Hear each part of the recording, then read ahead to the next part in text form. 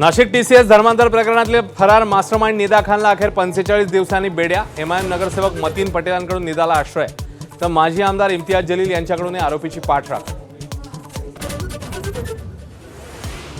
फरार निदा खानला अटक झाल्यावर राजकीय आरोपांना जोर। इम्तियाज जलील यांची चौकशी करा, संभाजीनगरचे पालकमंत्री संजय शिरसाट यांची मागणी।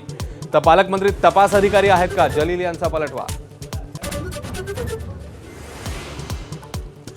पश्चिम बंगालमध्ये मुख्यमंत्रीपदासाठी शुभेंदू अधिकारी यांच्या नावावर शिक्कामोर्तब। 9 मे रोजी शपथविधी सोहळा।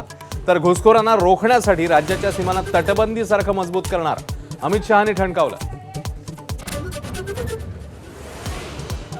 तामिळनाडूमध्ये जोसेफ विजय यांच्या टीव्हीकेच्या सत्ता स्थापनेचा मार्ग मोकळा। काँग्रेस पाठोपाठ डावे आणि व्हीसीकेचाही पाठिंबा। पुढील राजकीय हालचालींकडे लक्ष।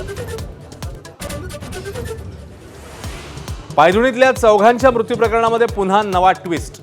कलिंगडासोबत शरीरात सापडलेलं झिंक फॉस्फाईड आणि घरात सापडलेलं उंदीर पळवण्याचं औषध वेगवेगळं। झिंक फॉस्फाईड घरात कुठून आलं याचं गूढ वाढलं।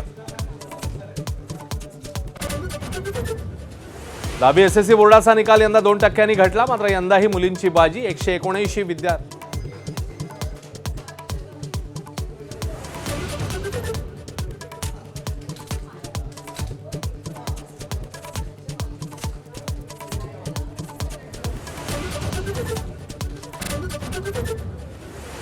दहावी एसएससी बोर्डाचा निकाल यंदा 2% घटला, मात्र यंदाही मुलींचीच बाजी। 179 विद्यार्थ्यांना 100% गुण।